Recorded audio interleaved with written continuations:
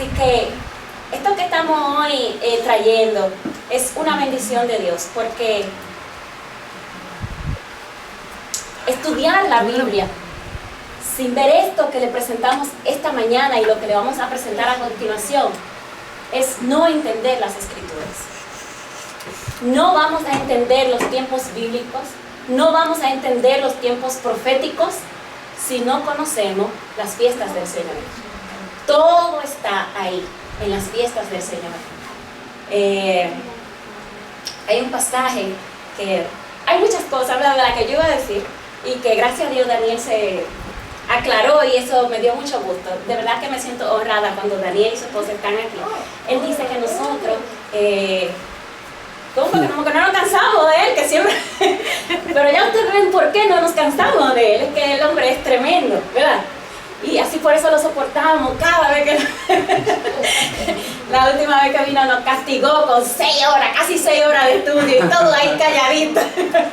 Empezamos a las 2 de la tarde y terminamos a las 9 de la noche, ¿verdad? Eso fue tremendo. De verdad que fuimos edificados. Y hay algo que las personas nunca notan en el Brit Hadashah cuando leen ese pasaje. Dice, por tanto, en el Nuevo Testamento, dice, por tanto, no dejen que nadie los juzgue en conexión a comida o a la bebida, con relación a una festividad judía, o luna nueva, o Shabbat. Estas son sombras de las cosas que han de venir. Las personas nada más se enfocan en la última parte de ese versículo que dice, pero el cuerpo es de Mashiach. De inmediato interpretan, aquí lo que importa es el Mesías. Pero no leen que el pasaje dice, estas son sombras de lo que ha de venir. La palabra sombra lo que significa es una representación de lo que vendrá en el futuro. Así que si queremos entender la Biblia, más vale que tratemos de investigar las fiestas bíblicas, porque ahora vamos a entender las Escrituras de una forma distinta. ¿Amén? Así que vamos a empezar retocando algunas de las cosas que dijo Daniel. Me voy a sentar por la costumbre que ahora tenemos de predicar sentado. Y Daniel estuvo hablando acerca de lo que es el calendario bíblico. Y tengo algunas anotaciones que quiero decir rápidamente. Dice, originalmente los meses no poseían nombre, simplemente eran enumerados. Mes 1, como Daniel lo explicó, cuando nacía la luna por primera vez, en el mes de Nisan, marzo, abril, mes 2, mes 3, mes 4, mes 5, así los meses eran enumerados, no se le tenía nombre.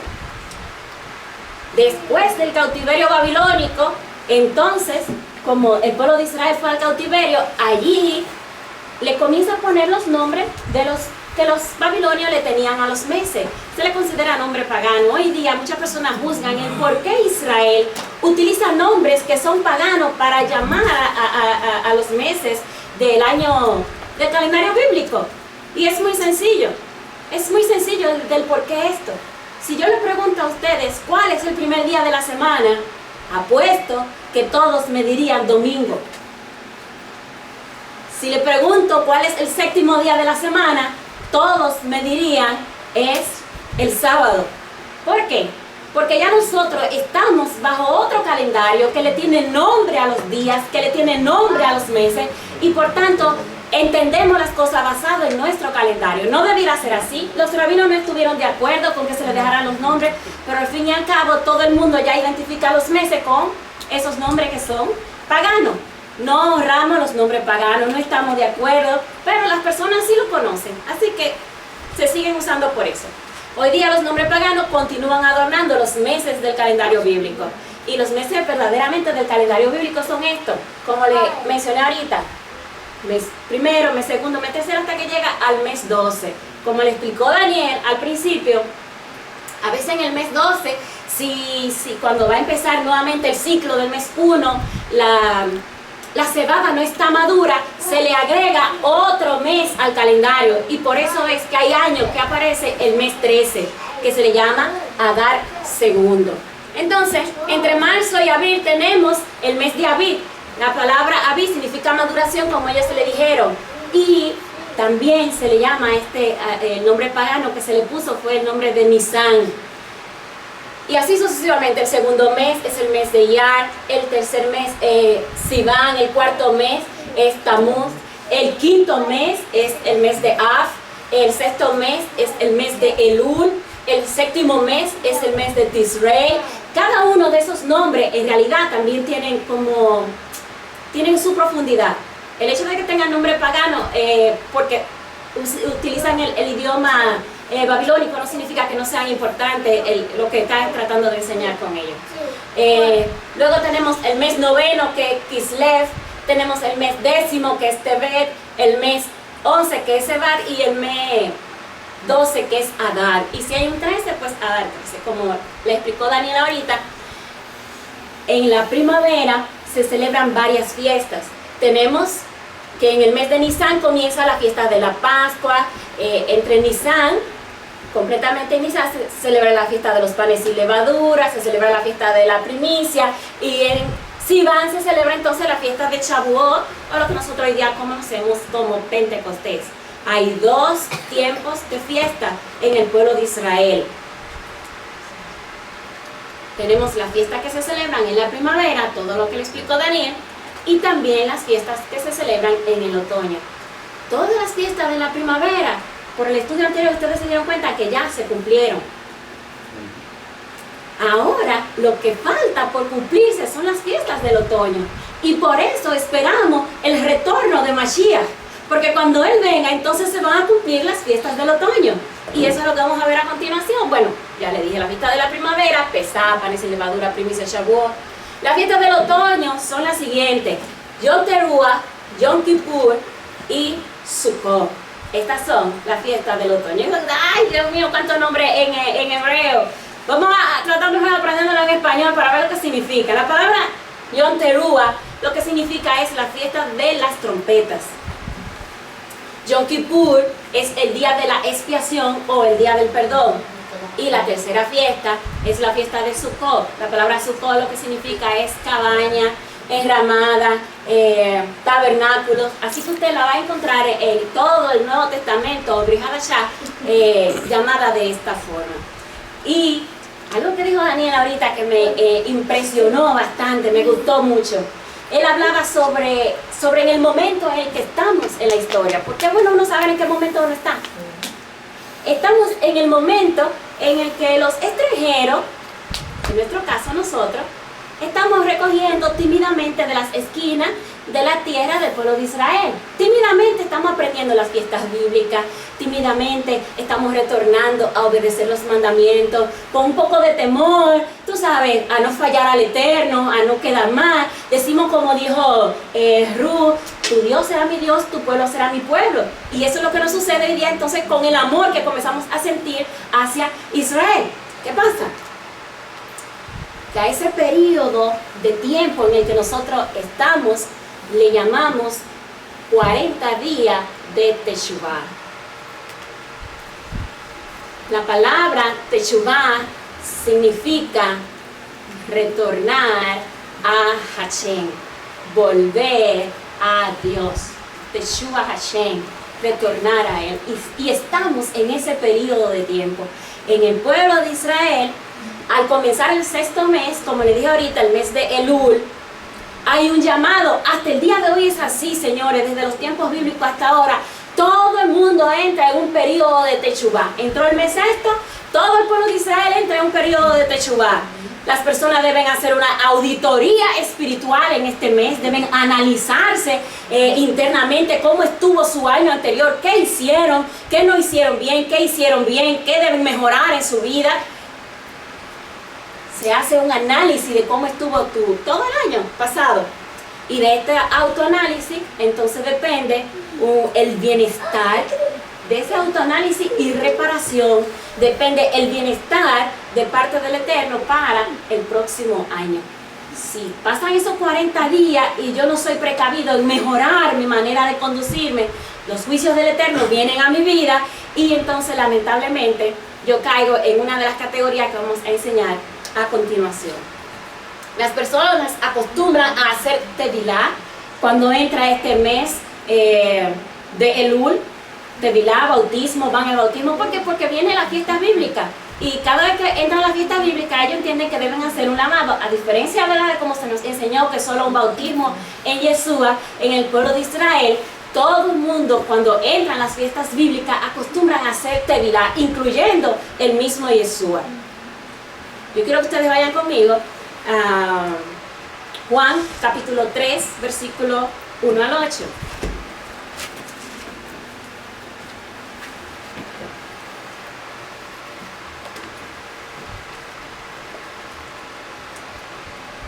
En este pasaje, si ustedes pueden notar, aquí aparece un señor llamado Nicodemo, un principal entre los judíos que se acerca a Jesús y le dice, oye, ¿cómo? Yeshua es Jesús.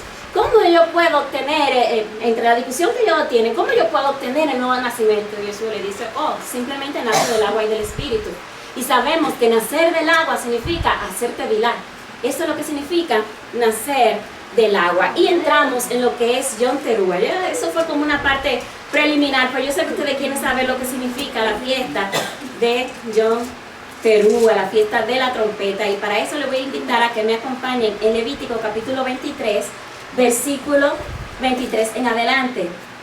Y habló Hachén a Moisés diciendo, habla a los hijos de Israel y diles, en el mes séptimo, al primero del mes tendréis día de reposo, una conmemoración al son de trompeta y una santa convocación. Ningún trabajo de siervo haréis, ofreceréis ofrenda encendida a Hachén. Algo importante que nosotros debemos entender, y es que cada una de las fiestas del Eterno son un ensayo. Por eso es muy importante que nosotros estemos pendientes de cuándo se celebra cada festividad. Porque estamos ensayando para cuando venga el Mashiach, no nos agarre de sorpresa. Pero yo no sé cómo se celebran las fiestas. Yo no sé qué se hace en las fiestas. Ahora nosotros sabemos qué se hace en cada fiesta. ¿Por qué? Porque estamos estudiando la fiesta del Eterno. Entonces lo primero es que Yom Teruah, la fiesta de la trompeta, no se sabe el motivo por el cual el Eterno dice que en el mes séptimo, el primer día del mes, habrá una santa convocación y habrá una conmemoración al son de trompeta. No se da un motivo en este pasaje, solo dice que el Eterno quiere que en este día nosotros hagamos una fiesta al son de trompeta. Que todo el mundo saque una trompeta y que todo el mundo comience a tocar esa trompeta. No aparenta como tener sentido una trompeta. Y el Eterno añade, y también ese es un día de reposo, como dice Daniel, hay muchos días de reposo, y este es un día de reposo, igualmente que como los días, cada 7 días hay un día de reposo, también el día que caiga Yom Teruah, o el día de la trompeta, la fiesta de la trompeta, también hay que hacer un reposo totalmente, no trabajo, no negocio, lo único que se nos permite este día, si no cae en un Shabbat semanal, es cocinar. Ok. Rosh Hashanah, el pueblo de Israel no le llama a este mes literalmente Yom Teruah. Ellos le han puesto otro nombre a este mes. Por eso ustedes van a ver en todas las redes sociales que cuando llega el séptimo mes, todos los judíos comienzan a felicitarse y todos comienzan a decir que tú tengas un feliz Rosh Hashanah. Y tú te preguntas, pero se llama Yom Teruah la fiesta, ¿por qué ellos celebran Rosh Hashanah? Y a mí me gusta tanto el pueblo de Israel porque todo lo de ellos tiene un significado. Nada está por estar.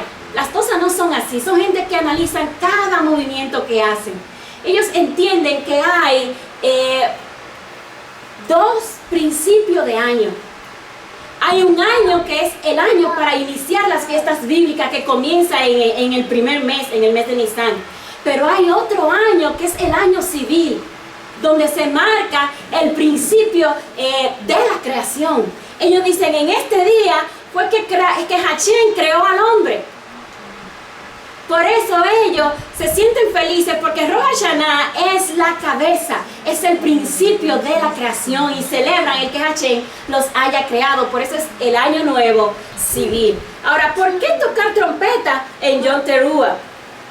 Hay un motivo para eso. En Números capítulo 10, versículo 1 al 10 dice, Yahweh dijo a Moisés, haz 2 trompetas, hazla de plata martillada, úsala para llamar a la asamblea y para sonar el llamado para mover el campamento. A medida que nosotros vamos leyendo a Números, vamos mirando el motivo Estamos tratando de investigar por qué hay que tocar trompeta en Yom Teruah. Y donde quiera que aparece la palabra trompeta, vamos a ver qué relación tiene. Y dice que Hashem le dice, hazte 2 trompetas de plata.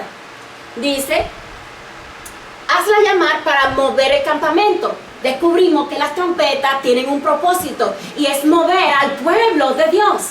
Mover el campamento. Cuando Hashem le decía, muévanse de un lugar a otro, se tocaba trompeta.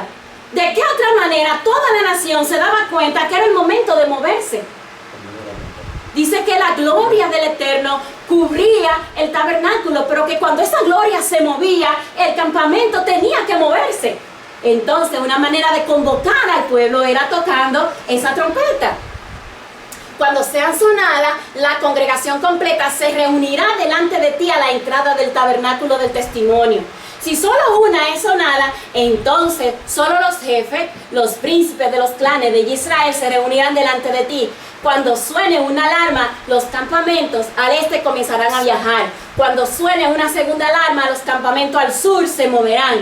Ellos sonarán alarmas para anunciar cuándo viajar. Entonces descubrimos que las trompetas están mezcladas como al momento del pueblo de Dios moverse. Es el momento de moverse. Por eso cada Shabbat, como decía el pastor, cada festividad de Luna Nueva, siempre se toca el shofar, siempre se toca la trompeta y se pronuncia la bendición. Bendito eres tú, Yahweh, que reúne a los dispersos de la casa de Israel. ¿Por qué? Porque hacer el llamado le está diciendo al campamento, es hora de moverse. Amén. Dice, sin embargo, cuando la congregación se debe reunir, sonarás, pero no suene una alarma. Serán los hijos de Aarón, los Kohanim, que sonarán las trompetas. Esta será una regulación permanente para ti por todas las generaciones. En otras versiones dice, eternamente esto va a ser así. Cuando vayan a la guerra en su tierra contra un adversario que los está oprimiendo, interesante, un adversario que los está oprimiendo, sonarán una alarma con las trompetas. Entonces ustedes serán recordados delante de Yahweh. ¿Será que Yahweh se olvida de su pueblo en un momento determinado? Sabemos que no. Hashem no se olvida de su pueblo. Esa es una manera de que Él se mueva a favor de nosotros. Cuando se toca la trompeta y estamos siendo atacados, entonces, ¿qué hace Hashem? Hace misericordia a su pueblo. ¿Por qué? Porque se cree que la trompeta mueve a misericordia a Dios. Oye, una cosa impresionante, cada vez que por eso se dice que todo el mundo debe tener un shofar en su casa, en su hogar, y debe tocarlo, porque cada vez que toque este shofar, está moviendo a Dios a misericordia, a su favor. El hecho es ser recordado del Eterno. Amén.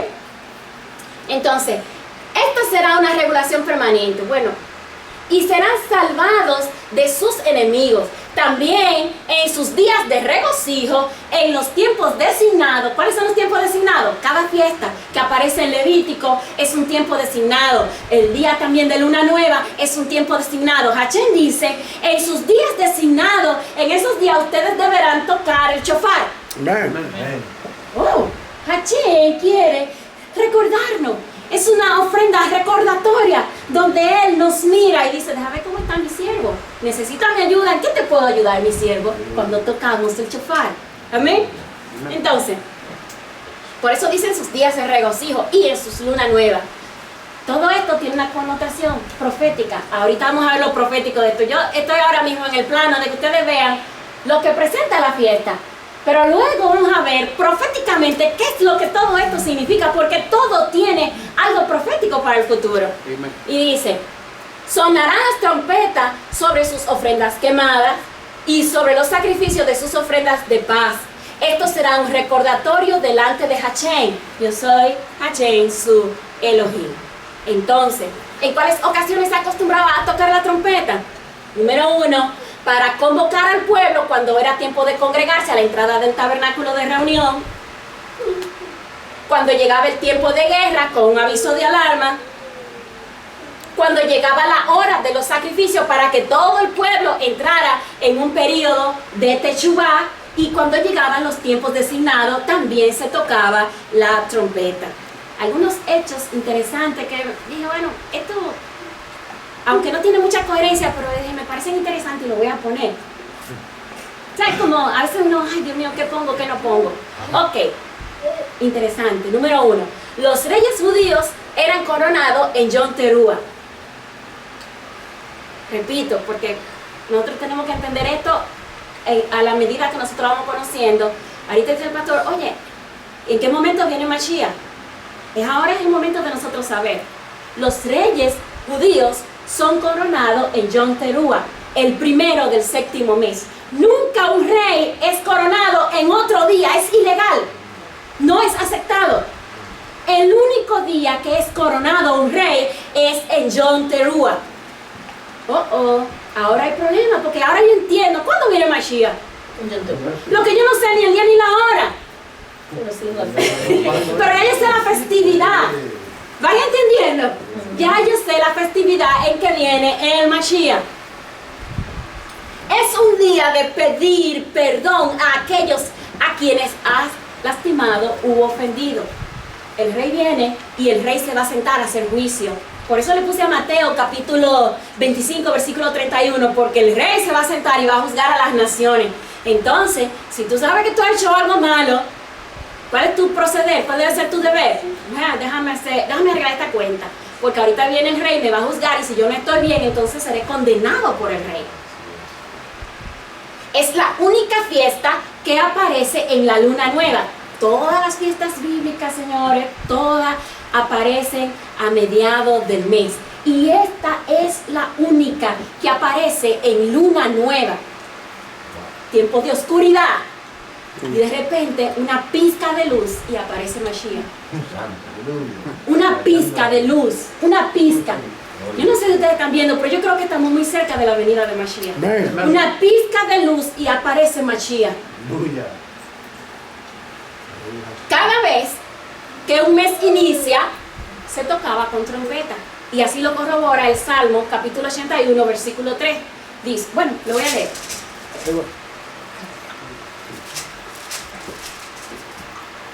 Dice, toquen la trompeta en la nueva luna, en el día señalado, en el día de nuestra fiesta solemne. Porque estatuto es de Israel y ordenanza del Dios de Jacob. ¿Qué le parece? Hachén dice que ese día en luna nueva siempre se debe tocar trompeta. Y es importante que se toque. Y este es un secreto para nosotros. Es un secreto maravilloso. ¿Por qué? Porque ese secreto dice que las puertas del templo terrenal estarán abiertas precisamente en Yom Teruah y en Shabbat. Ezequiel 46, versículo 1 y 2. Cuando yo comencé a entrar a las raíces hebreas y que comencé a aprender esto, yo, ¿cómo es posible? Seguro que no es el domingo, los Kodesh y Shabbat. Seguro que no es el domingo que el templo estará abierto. Jesús no fue el domingo que resucitó y qué bueno que Daniel ya aclaró todo eso. ¿Y qué va a pasar con nosotros que celebramos nuestro culto de adoración a Dios en domingo? Cuando nos presentemos delante de Él, su templo estará cerrado. Porque Él dice específicamente que el templo estará abierto, el templo de la tierra estará abierto en Rosh Kodesh y en Shabbat, en luna nueva y en Shabbat. Los demás días el templo está cerrado. Pero eso no es lo más grande del asunto y lo más grave. Lo más grave es que el templo que tenemos aquí en la tierra es una representación del templo celestial. Amen. El secreto de esto es que el mismo día que se abre el templo aquí en la tierra es el mismo día que se abre el templo celestial. Amen. ¿Por qué ustedes creen que Jesús a todos los milagros que hacía lo hacía en Shabbat? El templo está abierto. El templo está abierto y todo lo que tú pidas llega derechito. Y señores, cuando yo comencé así, yo dije, yo voy a probar todo lo que me digan. Y le insto a ustedes a hacerlo todo. Yo voy a probar todo esto. Esto está demasiado fuerte para mí. Bueno, recuerden, señores, uno viene de una corriente de doctrina muy pesada y que uno no puede casi, no le permiten a uno ni siquiera estudiar otra cosa más porque te consideran un hereje. Y yo dije, ya me metí en el lío, me voy a meter completa. Porque ya me y aprendí que cuando el templo está abierto. Yo dije, yo voy a probar si verdaderamente el templo está abierto, el celestial está abierto. Y comencé a hacer oraciones que estaban en mi corazón. Nada más las sabía Dios, porque era Él que se las hacía. Y comencé a hacer oraciones. Señor, necesito que haga esto. Yo aprovechaba un rostro de Él. Señor, necesito que haga esto. Por mí. Era una prueba. Yo quería saber. Y justamente las cosas que le pedí a Dios, señores, es una cosa, yo no le puedo decir los secretos porque son cosas mías de Dios. Pero era una cosa tan impresionante como Dios me respondía que a partir de ahí yo entendí, oye, los días de petición, ya yo sé cuáles son. Los días de petición son Rosh Chodesh y Shabbat. Amén. Si nosotros queremos conectarnos con el Eterno, el día que la puerta celestial está abierta para nosotros, tenemos que orar en todo tiempo. Orar en todo tiempo, en todo momento. Pero el secreto de cómo conectarse así con Dios, sin haber problema en el camino, porque a veces nosotros tenemos mucha lucha para conectarnos con Dios. Sin embargo, en Shabbat y en Rojo del Señor, el secreto de Shabbat está en Génesis. Dios dice y que ese día lo bendijo y lo santificó. La palabra santificar significa que lo separó de los demás días, lo apartó. Y bendecirlo significa que derramó una bendición sobre ese día. Y la tradición enseña que ese día Hashem envía millares de ángeles a bendecir a sus hijos. Ese día no hay oposición para nuestras oraciones. ¿Van entendiendo el secreto de este día? ¿Ok? Las puertas del cielo estarán abiertas. Implicación profética entonces de Yom Teruah. Ay, ay, ay. ¿Por qué tocar trompeta en Yom Teruah? Número 1. Porque anuncia la llegada del Mesías. ¿Van entendiendo? Y le puse a Israel porque todo el mundo, en todas las naciones, están esperando al Mashiach. Pero el Mesías que están esperando es un Mesías que se lo va a llevar al cielo, que va a venir de manera secreta y se los llevará al cielo. El Mesías que está dicho en la Biblia puede ser que sea un poco diferente, porque es un Mesías que va a reinar sobre la nación de Israel. Es completamente distinto. Ok, entonces cada vez que en Yom Teruah tocamos shofar, mi hija me va a tocar el shofar.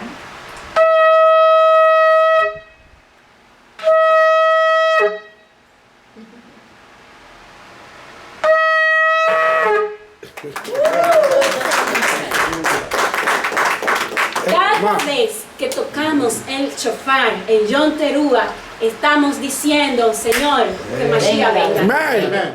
Que Mashiach venga y reine. Número 2. Anuncia que los juicios del Eterno han llegado. Cada vez que se toca el shofar, anuncia que los juicios del Eterno han llegado. Número 3. Anuncia que llegaron las bodas del Cordero, porque las bodas del Cordero es el encuentro entre Yeshua y el pueblo de Dios. Ahí están las bodas del Cordero. Amén.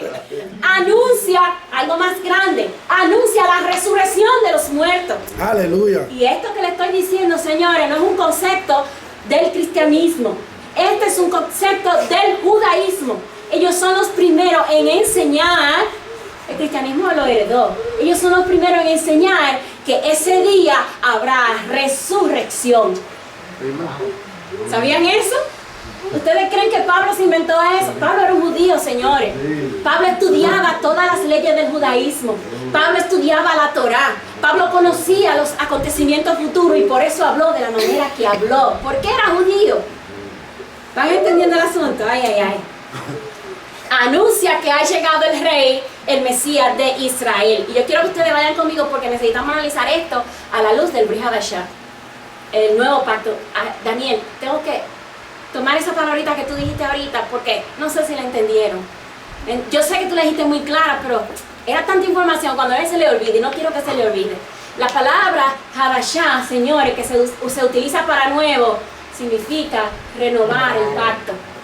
No es nuevo, como dice él, una luna nueva. No, es el mismo pacto que Hashem va a hacer una renovación de él. ¿Por qué? Porque violamos el pacto. violamos los mandamientos, entonces Él va a hacer una renovación del pacto. Ese pacto queda invalidado, ya no tiene utilidad. El problema de nosotros está cuando nosotros creemos que renovar el pacto significa darnos un pacto nuevo. No es un pacto nuevo, no es una ley nueva, es la misma ley, es una renovación del pacto, con la única diferencia que este pacto tendrá mejores promesas. Aleluya. Amén. Tendrá mejores promesas.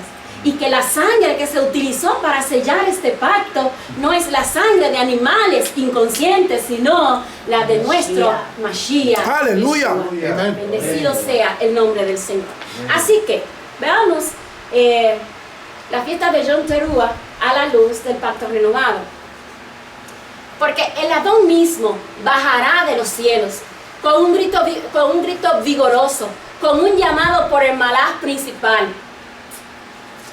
Yo no voy a leer eso en esa versión, porque esa versión es Kadosh.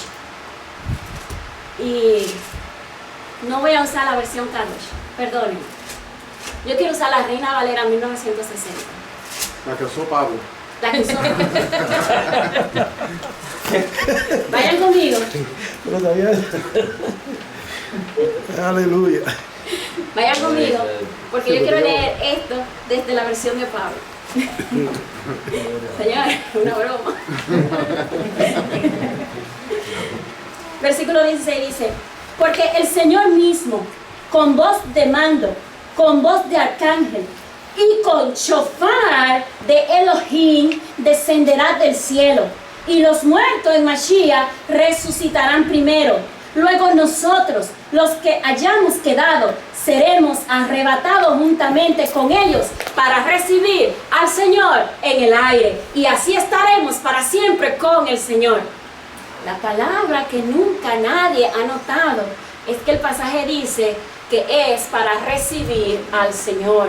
Israel está claro, Rashaul está claro, es para recibir al Señor. Hemos sido nosotros los que no nos han dicho la cosa como es. A nosotros nos dijeron que nos vamos a ir para el cielo cuando Él venga. Pero lo que el pasaje dice es que nosotros vamos a subir para recibir al Mashiach, decirle bendito el que viene en nombre Baruch de Hashem, Benei Adonai. Amén. Bendito el que viene en el nombre del Señor. Yo sé que es un poco difícil entender esto. ¿Saben por qué es difícil? Porque por mucho tiempo hemos estado analizando el Nuevo Testamento habiendo abolido el Antiguo Testamento. ¿Cómo entender un libro por la mitad? Nunca vamos a entender los escritos del Nuevo Testamento si no comenzamos desde Génesis. Cuando empezamos desde Génesis entendemos toda la Escritura. Muy bien. Todo el pueblo debe ser reunido al toque del shofar. Y todo esto tiene, vamos a decirle, un trasfondo especial, porque mire dónde comienza ese fondo. Comienza cuando Moisés le repite la ley al pueblo de Israel. Moisés va a morir, llama al pueblo de Israel y le dice: vengan, le voy a repetir la ley. Yo sé que ustedes van a fallar, pero como quiera tengo que repetirle la ley. Y le dice: cuando el tiempo llegue, que todas estas cosas caigan sobre ustedes. El capítulo anterior, bendición y maldición. Ambas, la bendición y la maldición que yo les he presentado delante de su rostro, y ustedes estén allí entre las naciones, cuales Yahweh su Elohim los ha dispersado. ¿Por qué? Porque un problema que hay es que cuando tú desobedecías el pacto, una de las maldiciones es: serán dispersados entre las naciones. Si fallan el pacto, van a ser dispersados entre las naciones. Entonces, al fin, ustedes empezarán a pensar lo que les ha sucedido y regresarán a Hashem su Elohim y prestarán atención a lo que Él ha dicho. Yo no puedo ir tan rápido leyendo la Biblia, porque a veces cuando voy muy rápido leyendo la Biblia, pierdo el sentido. Prestarán atención a lo que yo les he dicho. ¿Sabe cuál ha sido el problema? Que leemos la Biblia y no estamos prestando atención a lo que Hashem nos está diciendo. Hay que estudiar la Biblia, pero hay que prestar atención. Entonces, cuando ellos estén por allá, dispersos entre todas las naciones, por las cosas malas que le irán sucediendo, ellos van a empezar a prestar atención a lo que Hachén les ha dicho. Que será exactamente lo que le estoy ordenando hacer hoy a ustedes y a sus hijos con todo su corazón y con todo su ser. En ese punto, Hachén su Elohim revertirá el exilio de ustedes y le mostrará misericordia y regresará y los recogerá de entre todos los pueblos a los cuales los esparció. La promesa del Eterno que tenemos es que el pueblo de Israel iba a fallar porque no iba a prestar atención a los mandamientos de Dios. Pero cuando estuviera en el exilio y le prestara atención a estos mandamientos, entonces Hachén lo iba a recoger de nuevo. Amén. Ese es el principio. Y si uno de ustedes fue esparcido a un extremo del cielo, y Yahweh tu Elohim te traerá de regreso aún desde allí. ¿Sabe lo que dice el profeta Ezequiel en el capítulo 37? Que aún tus huesos estén tan y tan secos, Hachén te hará revivir. Aleluya. Leemos a Ezequiel 37, lo estudiamos, predicamos de él, hablamos muchísimos mensajes de él y no entendemos que se refiere al pueblo de Israel cuando fuera disperso por haber fallado a los mandamientos. Y la idea que el Eterno tiene, que cuando eso suceda, si ellos retornan al Eterno, no importa que estén secos, no importa que no existan como nación, que estén entre los gentiles, que hagan las cosas de los gentiles, que hayan perdido su identidad, que ya no se llamen Israel, que ahora sean Goín. Dice que en la condición en la que se encuentran, si retornan, si hacen teshuvá, si vuelven a Hachén, de allí Hachén los levantará y hará un grande ejército. Ezequiel capítulo 37. Él irá allí y te recogerá. Hachén tu Elohim te traerá de regreso a la tierra que tus padres poseyeron, y tú la poseerás. Él te hará prosperar allí y te hará aún más numeroso que tus padres. Si ellos se multiplicaron, Hachén dice, nosotros seremos más numerosos que ellos. Pero eso no es todo. De repente, el profeta Isaías, ya el pueblo está en la dispersión, el pueblo pecó, exactamente lo que le dijo Moisés. Señores, Moisés le pronosticó exactamente eso. Y ellos hicieron señores, cuando no prestamos atención a las cosas que están en la Biblia, nos sucede exactamente eso. Le pasó eso. Y el profeta Ezequiel dice en el capítulo 27, versículos 12 y 13, en aquel día Hachén trillará el grano entre el río Éufrates y el torrente de Egipto, y ustedes serán recogidos uno por uno. Hachén recogerá a su pueblo, no importa en qué parte se encuentren, serán recogidos uno por uno. Los hijos de Israel en aquel día sonarán una gran trompeta, un gran shofar. Aquellos perdidos en la tierra de Asur regresarán. Aquellos que también fueron esparcidos por la tierra de Egipto, ellos adorarán a Hachén en el monte Kadosh, en el monte santo, en Jerusalén, donde está el templo. ¿Qué es lo que le estoy diciendo con esto? Lo que dice Mashiach en el capítulo 24, versículo 31, que Hachén enviará a sus ángeles con un gran shofar y reunirá a su pueblo escogido de los cuatro vientos, de un extremo del cielo hasta el otro extremo. Esto no se refiere al cristianismo. Esto se refiere al pueblo de Israel. Que Hachén los va a recoger. Ese es el arrebatamiento de la iglesia. Y por eso, si el gentil no entra en pacto con el Eterno, lamentablemente no será recogido. Como leyó Daniel ahorita en Isaías 56. Es aquello que guarden el Shabbat y que hagan pacto con el Eterno los que serán recogidos. ¿Estás entendiendo? Esto se está complicando porque ahora hay una doctrina que me la están tumbando. En el año 1900 nace la doctrina del rapto. ¿Por qué nace tanto tiempo después, tantos siglos después? Y nace por revelación, no nace por lo que dicen las escrituras, nace por personas que se acostaron a dormir y que ellos vieron personas que iban ascendiendo al cielo y que ahí iban a celebrar la boda del Cordero y se iban a quedar por allá. Pero verdaderamente eso lo corrobora la Biblia. No. Hemos visto los pasajes. No es así. Subiremos a recibir al Mesías. Y ahí estaremos para siempre con el Señor. ¿Pero para qué? Para celebrar en su monte santo, en Jerusalén. Ay. Bueno. El toque del shofar anuncia que el día del juicio para las naciones está ahí. Ya llegó el juicio a las naciones. ¿Por qué? Porque Mateo capítulo 31, yo quiero que ustedes vayan conmigo, señores. Mateo 25, 31. Todo lo que le estoy diciendo, yo sé que, perdónenme porque estoy tratando de ser lo más bíblica posible. No quiero como hablar muchas palabras mías. No quiero esto. Por muchos años fuimos personas que hablamos mucho de lo que enseña la teología y nos desviamos de lo que verdaderamente dice la Biblia.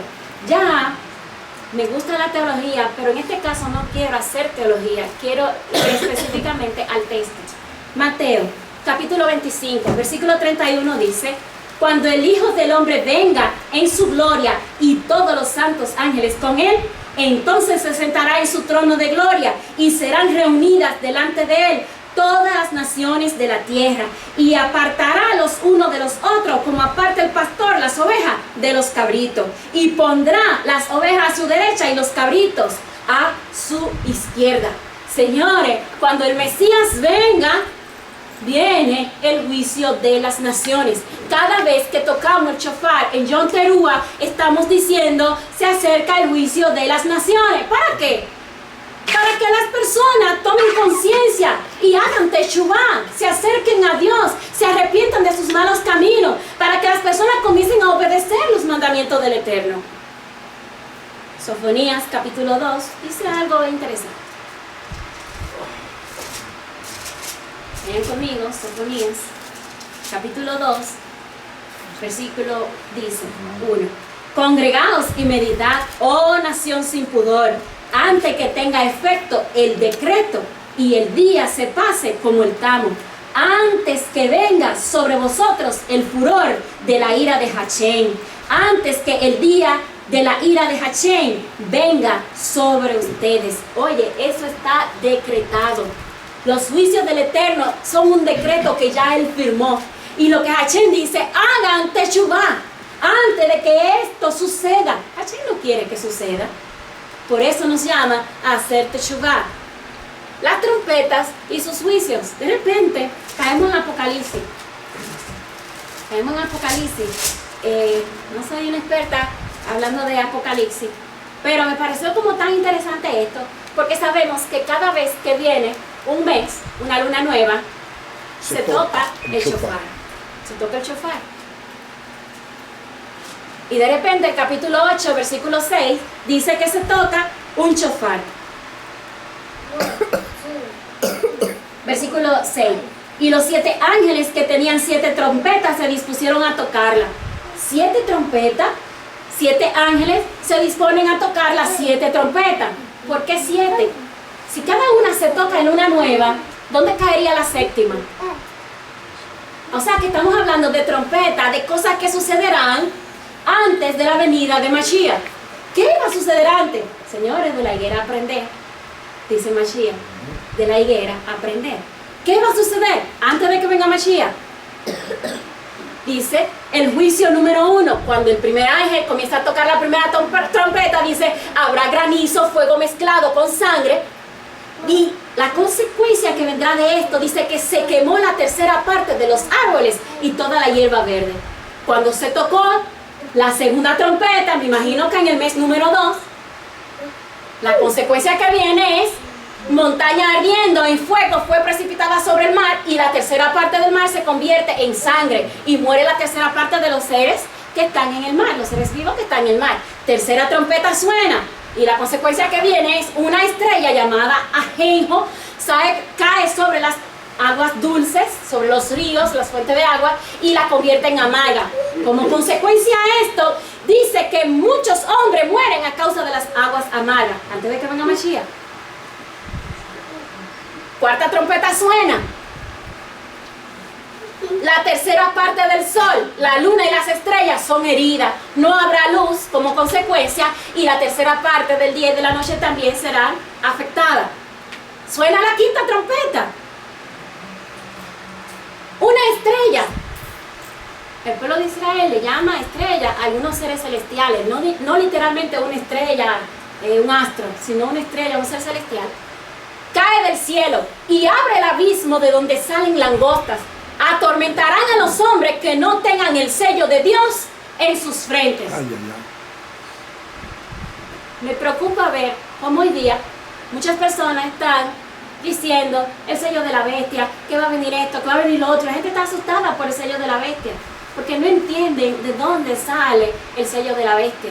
Señora, hay un mandamiento que dice que la palabra de esta Torá tú la deberás poner en tu mano, en tu mano y en tu frente. La palabra de esta Torá la pondrá en tu mano y en tu frente. De manera que el sello de la bestia, alguna persona está esperando que le va a poner 666. No comprende la connotación. Es una ley que se va a tirar en contra completamente de la Torá. Y obligarán a todos los seres humanos a obedecer esa ley. Y aquellos que la obedezcan literalmente serán sellados.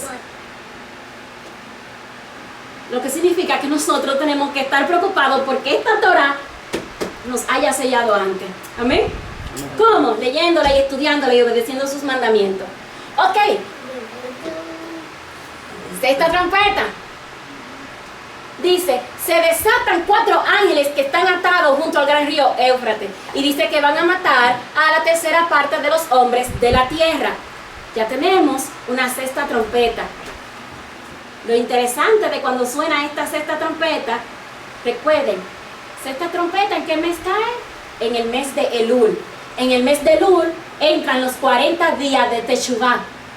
Se supone que cuando este ángel toque esta trompeta y que comiencen a morir los hombres de la tierra, la idea que Hashem tiene es que toda la humanidad haga Teshuvah. Pero interesante lo que dice Apocalipsis, que lo que va a suceder es esto.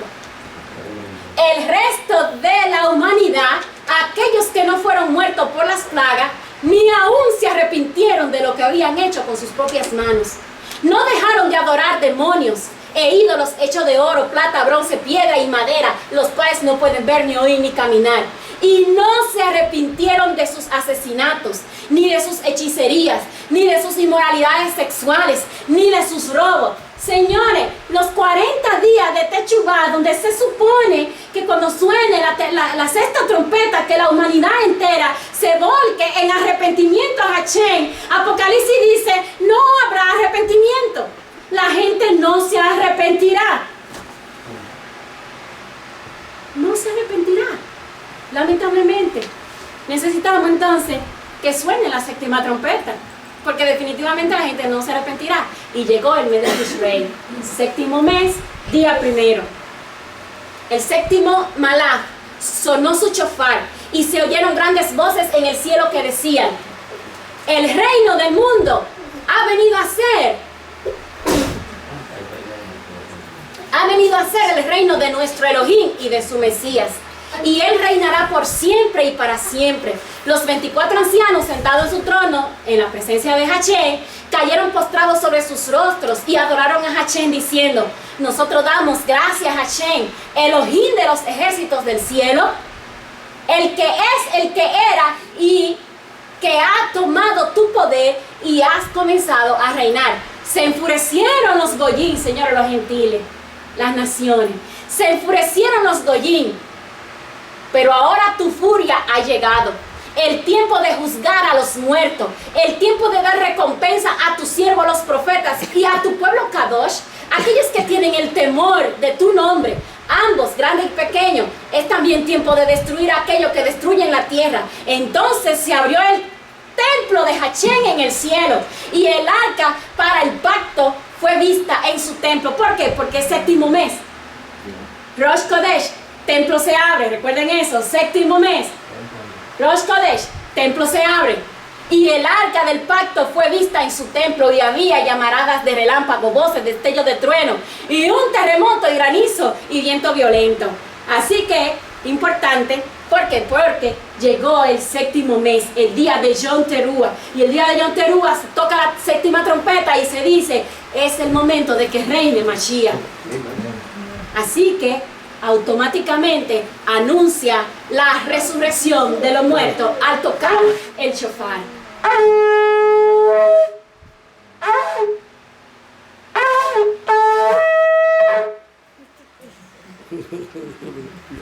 Gracias, mi niña bella. Primera de Corintios capítulo 15 versículo 52 dice, solo tomará un momento, en un abrir y cerrar de los ojos, al shofar final, porque el shofar sonará y los muertos serán resucitados para vivir eternamente y nosotros también seremos transformados. Dice al shofar final, al shofar que se va a tocar en el séptimo mes, dice que los muertos serán resucitados y también nosotros los que estamos vivos. Yo espero, pues, si no te iba a tu muerta, como quiera, el Señor me va a despertar si estoy muerta. Esa es mi fe. Y esta es la partecita que nadie quiere escuchar, porque si se toca el shofar, quiere decir que Mashiach llegó. Y si Mashiach llegó, Él se va a sentar en su trono. ¿Y sabe qué? Él va a hacer juicio. Y me gustó algo que dijo Daniel. Bueno, admiro mucho a Daniel. Dice, ¿saben por qué el séptimo mes en el cielo hay una constelación? Que es la que, bueno, los paganos le llaman Libra, para ver qué le va a suceder en ese mes, que si es bueno, que si es malo. Ella no entiende de por qué hay una constelación llamada Libra. Los paganos no entienden por qué es eso. Nosotros hoy día vamos a entender por qué esa constelación aparece en el cielo y por qué está mezclada con el séptimo mes. Cuando aparece justamente el séptimo mes, aparece esa constelación.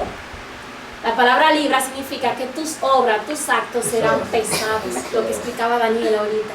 Séptimo mes, tus actos serán pesados. Si tú fuiste encontrado liviano, ¿no? Eso por ahí no te vista que no. Se le dará en Yom Kippur, el gran día del perdón, el veredicto del juicio. El veredicto del juicio no se da de una vez, señores. En Yom Teruah se juzga. El Mesías viene y va a juzgar. Ahora, el día del veredicto final se anuncia el día de Yom Kippur y ahorita le explico por qué. Los pecados y bondades realizadas son pesadas en este día. Le voy a explicar un poquito sobre lo que enseña la tradición. Dice que tus actos todos son puestos en una balanza. Hashem lo pesa. Y si tú has hecho bondad en ese año que pasó, en todo el año, ¿verdad que sí? Entonces, cuando Hashem dicte sentencia en Yom Kippur, ¿cuál es la sentencia que va a dictar? Oh, un año de bienestar para ti.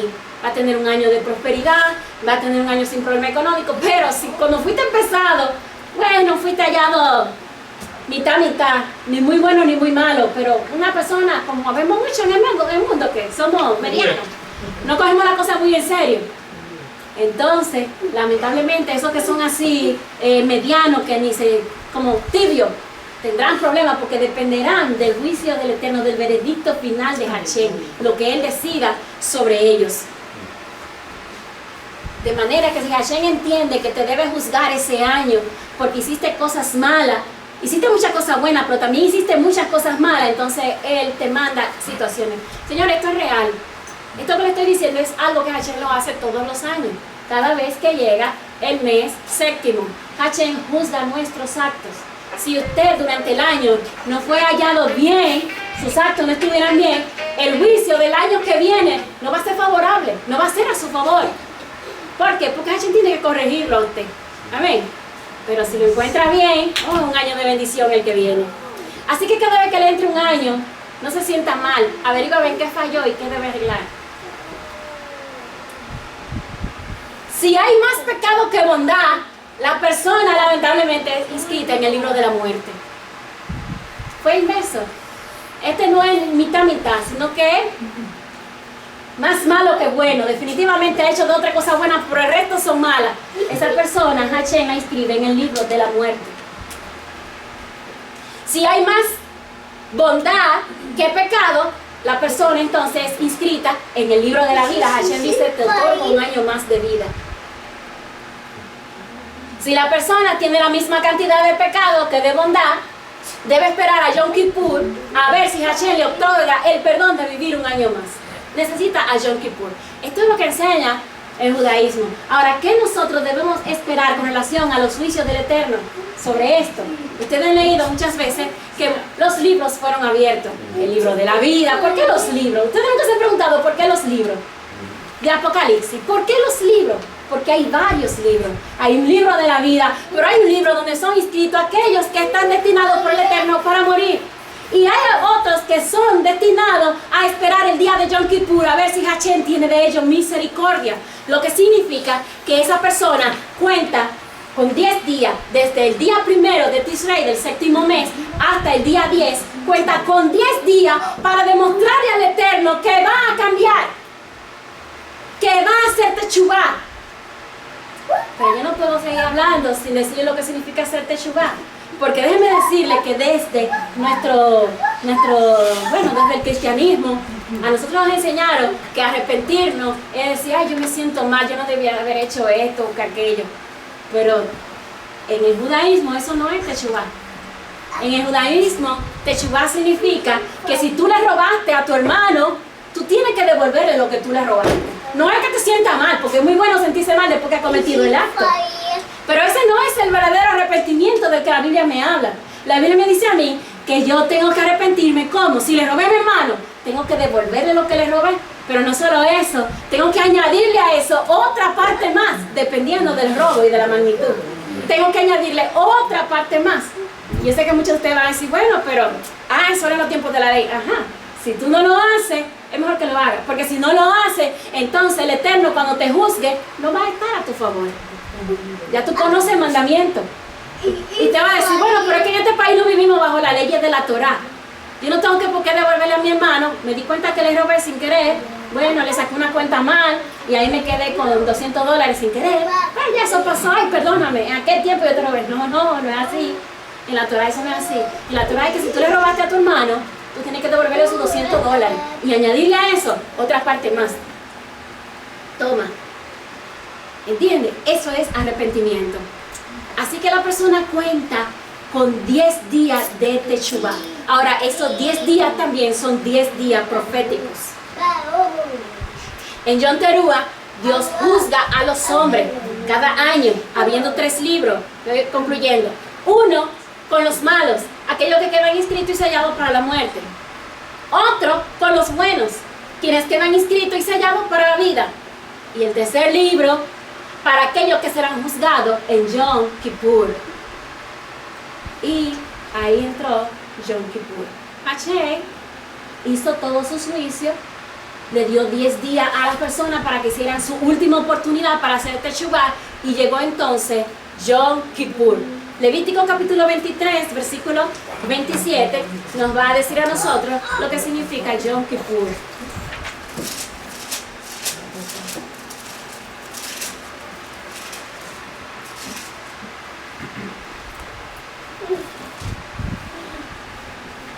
A los 10 días de este mes séptimo será el día de expiación. Tendréis santa convocación y afligiréis vuestras almas y ofreceréis ofrenda encendida a Hashem.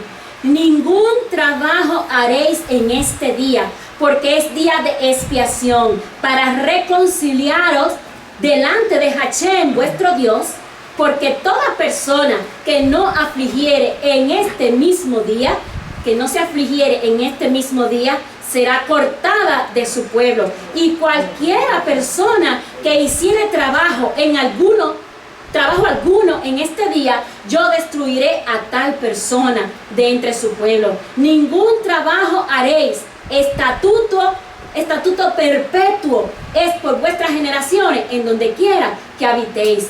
Día de reposo para vosotros será, afligiréis, 2 veces se repite, afligiréis vuestras almas, comenzando a los 9 días del mes en la tarde, de tarde a tarde guardaréis vuestro reposo. Y aquí tenemos que entonces el Eterno dice que a los 10 días del mes habrá otra convocación. Y algo importante, dice que el día 10º del mes de Tishrei, del séptimo mes, Recuerden que ahora vamos a ver el mes cuando salga la luna, podemos contar los 10 días. Dice, afligiréis vuestras almas y ofreceréis a Hashem una ofrenda encendida, y dice que también será un día de reposo. Y por si acaso alguna persona tiene duda, dice, este reposo va a empezar desde el día 9 al atardecer hasta el día 10 al atardecer, 24 horas corridas. Reposo, ningún trabajo, nadie. Oye, esto es una cosa muy seria, porque dice que la persona que trabaje ese día será cortada del pueblo. ¿Sabe lo que significa cortado? Usted no aparecerá en la lista del Eterno, en la lista de los vivos. Usted será sacado de esa lista. Aún no tenga el conocimiento. No, déjame no apresurarme a responder, porque el problema de algunas personas que no entienden es que los mandamientos del Eterno, en mi opinión, gravitan. Y no importa que tú tengas conocimiento o no tengas conocimiento, se aplica su efecto a tu vida. Yo lo veo así, tú sabes, tal vez estoy equivocada, pero así lo veo. Se aplica a tu vida y punto.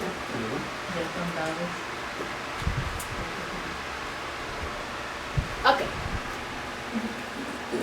Levítico capítulo 16, versículo 30 al 31 dice, porque en este día será expiación por vosotros, y seréis limpios de todos vuestros pecados delante de Hashem. Día de reposo es para vosotros, y afligiréis vuestras almas. Es un estatuto perpetuo. Yom Kippur. La palabra Yom Kippur la palabra Kippur viene de la palabra kafar, que significa cubrir, purgar, hacer reconciliación, sellar. Y la palabra Yom viene de día. El día de Hashem, cubrirte. Es el día, como dicen algunos, de cubrir la falta.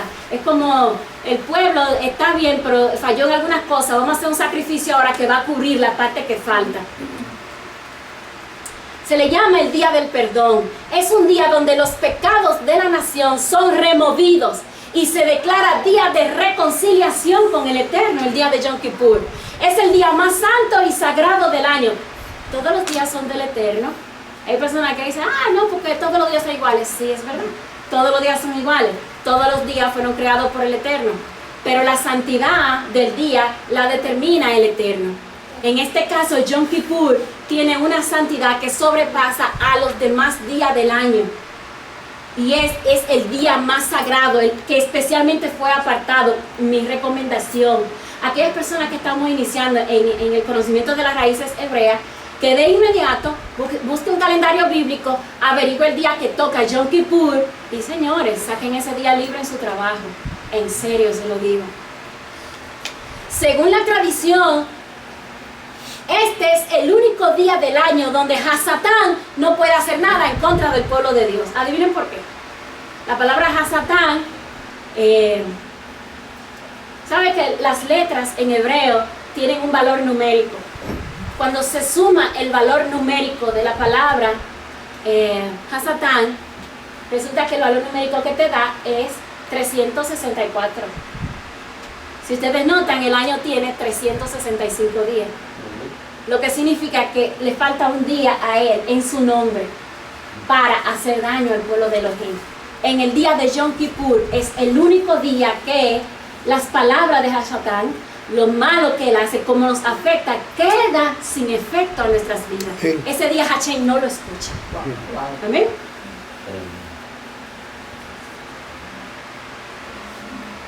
La expiación se le facilita a aquellos que se arrepienten. Aquí hay un tratado del Talmud. Nosotros le damos valor al Talmud. No criticamos el que el Talmud es de los... Señores, nuestra manera de ver esto es que el Talmud fueron hombres de Dios que trataron de estudiar la Biblia a profundidad. Y aunque uno no lo entiende al principio, es difícil, ¿verdad? Porque se enseñan muchas cosas que nosotros no estamos familiarizados.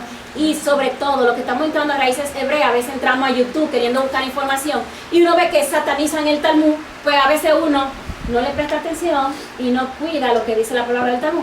Sin embargo, el Talmud dice muchas cosas que son interesantes y que hoy día son aplicadas tanto en el Brit Hadashah, en el Antiguo Testamento o el Tanaj, son aplicadas en toda la Biblia y en el pueblo del Eterno.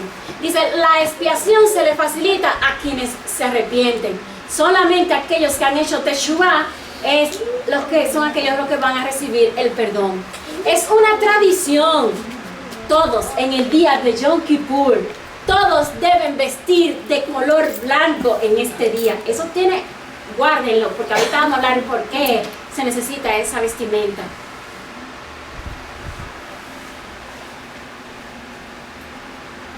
Y la razón es como una prueba de que Hashem ha removido tus pecados. Por eso tú quedas en blanco, borrón nuevo, ¿cómo es? Borrón y cuenta nueva. Borrón y cuenta nueva. Empieza de nuevo tu vida, porque el Eterno te ha otorgado otro año más de vida, ha tenido misericordia de ti. Por eso se le llama el día del perdón. Dice, los 40 días de Teshuvah finalizan exactamente el día de Yom Kippur. Inician en el mes de Elul y terminan el día de Yom Kippur. Por eso se le llama, cuando el pueblo experimenta el perdón del Eterno. Ahora, hay un motivo del por qué se sabe que ese día Hashem perdona a su pueblo. Y todo está relacionado a Moisés. ¿Recuerdan cuando Moisés recibió las primeras tablas de los mandamientos? Amén.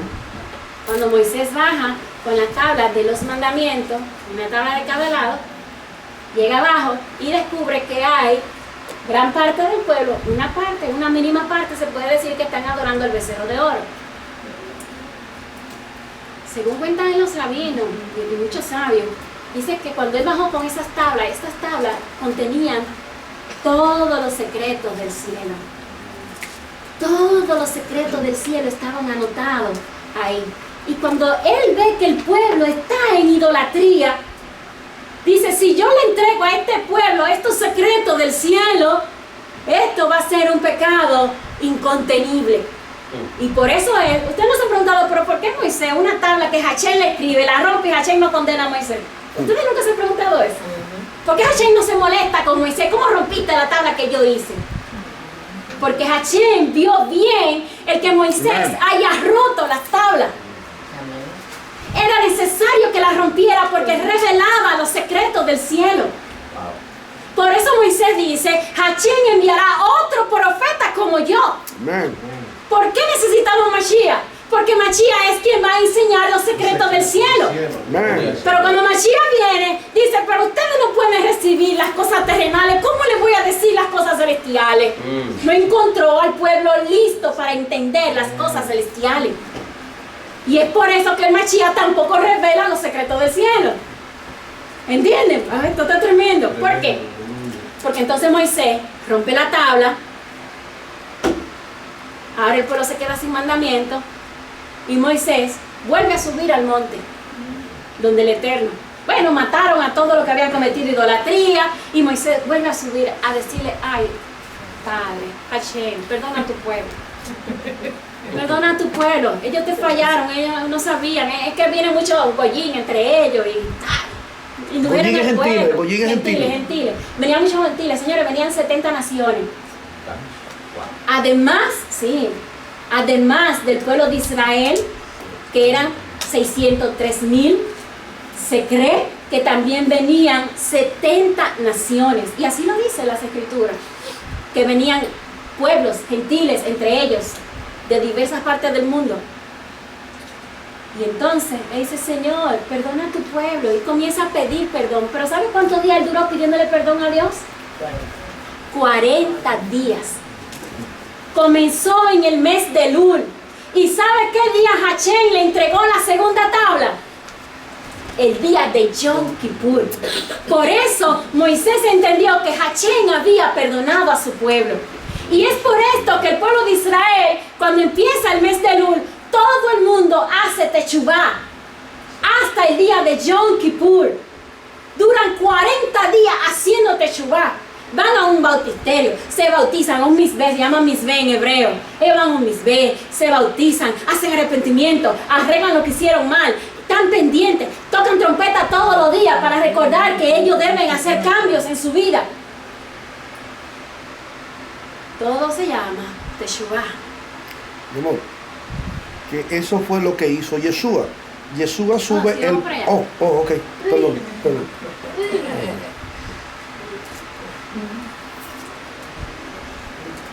Pero está bien, ya. Que No, tú lo no, dijiste, no. ya ahorita lo salto. Está bien, dime. Ok. Yeshua cuando sube, que se va al desierto, ahora recuerden que, ¿a dónde se fue Moisés? Se fue también al desierto, subió al monte. Dice que duró 40 días. Es lo mismo que hace Yeshua. Él sube al monte, al desierto, duró 40 días implorándole a Hashem el favor por el pueblo. Cuando baja, entonces que ya ha orado a Hashem, encuentra a Yohanan, que está, primero se encuentra con Yohanan, que está bautizando, porque desde el mes de Elul se empieza a bautizar. Entonces él sube, amén, y baja de allá cuando ha implorado el favor de Hashem por el pueblo. Amén. Así que nosotros sabemos que el motivo de Yeshua haber sido llevado por el Espíritu 40 días al desierto, la gente no entiende a qué fue llevado al desierto Yeshua. Señor, eran los 40 días de Teshuvah. Fue exactamente acabando de hacer Tevilá en el mes de Elul, que duró 40 días. Lo que significa que cuando terminó de ayunar, cuando Satanás vino a tentarlo, es exactamente el día de Yom Kippur. Y por eso no tuvo efecto lo que Satanás hizo a su vida. ¿Van entendiendo por qué? Porque era el día del perdón. Ok. Esto se interpretó como una expresión de perdón de parte del Eterno, y ahora esto se ha convertido en una costumbre, pedir perdón al Eterno 40 días antes de Yom Kippur. En Lucas capítulo 4, versículo 1 y 2 dice: Yeshua, lleno del Espíritu, volvió al Jordán y fue llevado por el Espíritu al desierto por 40 días, y era tentado por Hasán, y no comió nada en aquellos días, pasados los cuales tuvo hambre. Se está refiriendo a los 40 días del perdón, de Teshuvah. Vamos a ver cuál es la ceremonia de Yom Kippur. Tengo que decirle esto porque para poder entender, Daniel dijo una gran parte que está relacionada al sacrificio. Voy a tratar de no repetir todo lo que él dijo, sino voy a decir otras cosas. Dice, el Kohen Gadol, el día de Yom Kippur, entraba en este día en el lugar santísimo, el día de Yom Kippur. Entraba por sus pecados y también por el pecado de su casa y el pecado de la nación de Israel. Debía llevar 2 animales, un novillo y un carnero, por él y también por el pueblo, un carnero y 2 chivos. Debía hacer bautismo, tevilá, antes de colocarse las prendas de vestir. Esto se repetía 5 veces durante la ceremonia. Lavarse los pies se repetía 10 veces, y colocarse, hacer tevilá antes de colocarse la vestimenta sacerdotal incluía 5 tevilá durante. Es un día completamente sagrado, y según enseñan algunos, aún la escogencia del sumo sacerdote, del Kohen Gadol, se hacía 7 días antes. Lo apartaban, señores. El que era Kohen Gadol lo apartaban. Ven, que tú vas a ser quien va a oficiar la ceremonia de Yom Kippur, y necesitamos que tú estés apartado completamente del mundo. Señor, y lo ponían aparte 7 días antes. ¿Para qué? Para que no se impurificara con nadie, que nadie viniera a impurificar. Pero ustedes saben que algunas personas, algunos hombres específicamente, a veces cuando van a dormir, pues le llaman ahí unos sueños de que mojado y cosas como esa. Yo no entiendo mucho porque no soy hombre, pero ellos tienen unos sueños extraños y pueden impurificarse. ¿Qué pasa si el sumo sacerdote, si el Kohen Gadol se impurificaba cuando llegaba el día de Yom Kippur? Se elegía un segundo sumo sacerdote por si acaso eso llegaba a suceder. De manera, y también había una puerta especial, porque imagínate, una vergüenza para el sumo sacerdote. Ay, no voy a poder oficiar la ceremonia. Adivinen por qué. Tuve sueño. Entonces, para evitar eso, se hacía una puerta secreta en el templo. Había una puerta secreta por donde el Kohen Gadol salía para no ser avergonzado. Y el segundo sumo sacerdote que se escogía, entonces oficiaba la ceremonia. Por eso se elegían 2 sumos sacerdotes.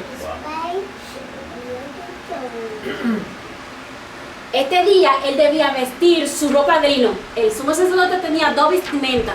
Una vestimenta que era completamente en lino,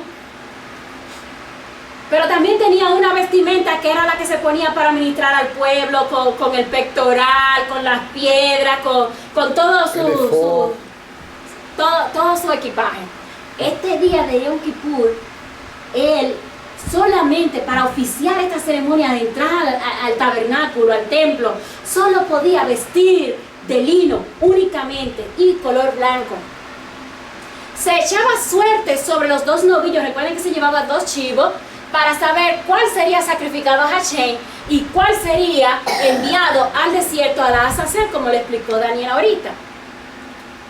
Entraba al lugar santo llevando una ofrenda de incienso antes de ingresar al lugar santísimo.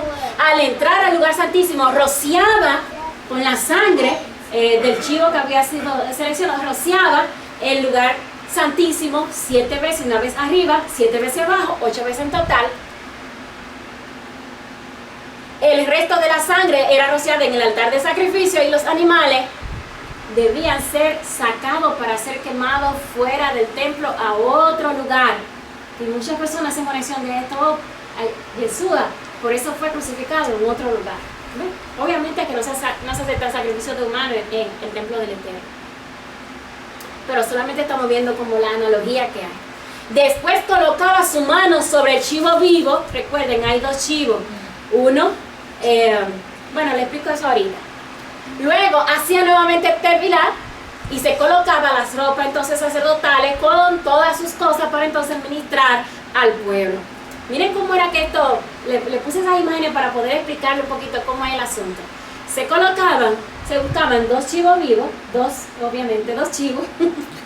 El sacerdote debía elegir entre ellos cuál iba a ser para Hashem y cuál iba a ser para Azazel. 2 chivos, uno y otro.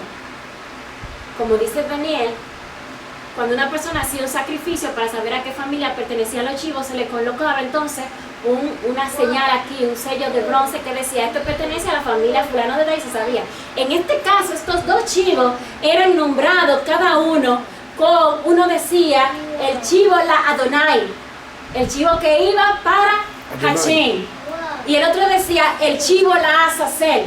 Y entonces esas 2 piedras se colocaban dentro de un cofre y el sumo sacerdote entraba su mano y con la mano derecha sacaba el que tenía el sello que era para Adonai. Entonces se elegía ese como el que iba a ser sacrificado para el Eterno, y se entraba en mano izquierda, entonces se seleccionaba el chivo que quedaba entonces para la Azazel. Además de eso, cuenta la tradición que se colocaba alrededor del chivo que iba a ser para la Azazel un cordón rojo sobre su cabeza. Y el otro cordón rojo que aparece allá, entonces se colocaba en las puertas del templo. Todo esto tiene una importancia. Se seleccionaba a una persona especial que iba a tomar el chivo a la Azazel y se iba a ir a un precipicio y de allí iba a arrojar el chivo a la Azazel, lo iba a arrojar, lo iba a tirar por un despeñadero, y obviamente que el chivo moría. Si Hashem recibía ese sacrificio, el otro cordón rojo que se colocó en la puerta del templo se ponía blanco. Si tus pecados fueren rojos como el carmesí, vendrán a ser como blanca lana. Isaías capítulo 1 versículo 18 es esto: que aunque el pueblo estuviera en una condición pecaminosa muy profunda, milagrosamente el cordón que se colocaba en el templo automáticamente se derribara el chivo al Azazel hacia el despeñadero, automáticamente se ponía blanco el cordón que se colocó en la puerta del templo. Interesante, ¿verdad?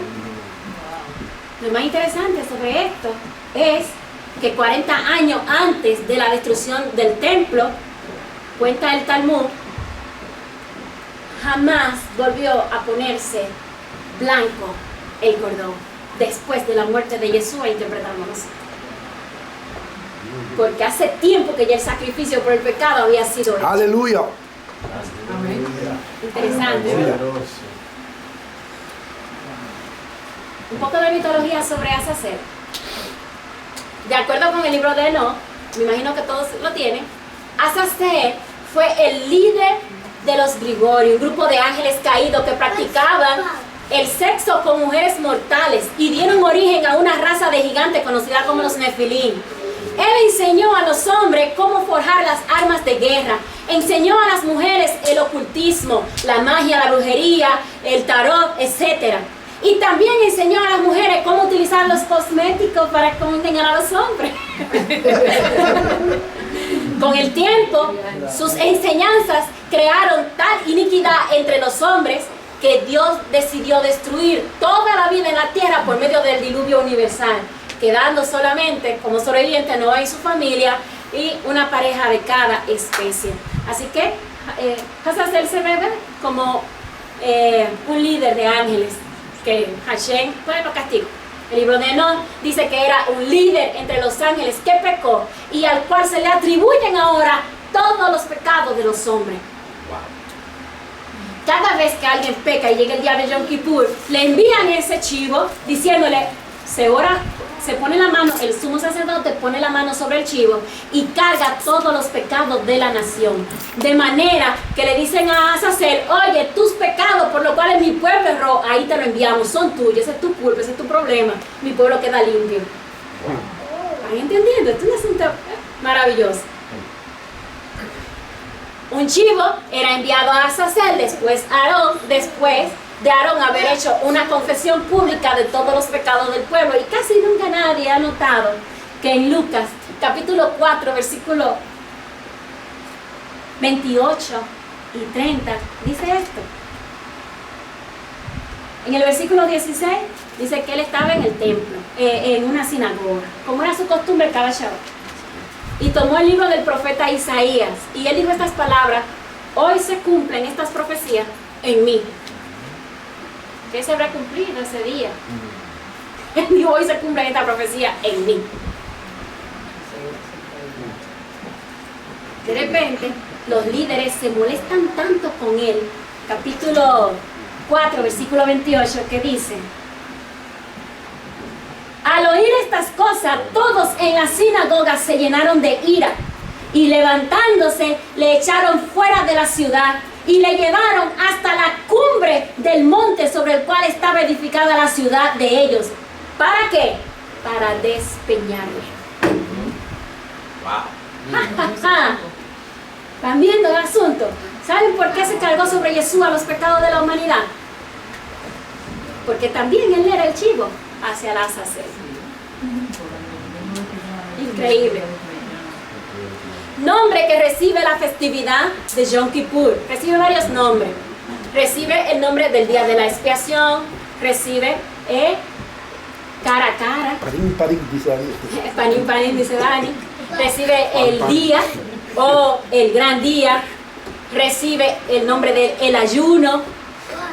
Y recibe también el nombre, el día del gran shofar o del shofar hagadol. Y también, por último, recibe el nombre de Neilá, el día del cierre de las puertas. Y ahora explicamos todo eso. Cara a cara. Solo en esta festividad se le permitía al sumo sacerdote entrar al lugar santísimo.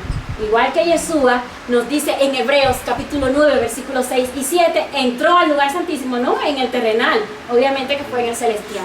Racha ahora enseña que llegará el día en que volveremos a ver al Eterno, que veremos al Eterno cara a cara y sabremos cómo fuimos conocidos. Cuando él usa la expresión cara a cara, se está refiriendo al día de Yom Kippur, donde Hashem nos va a decir a nosotros lo que piensa sobre nosotros.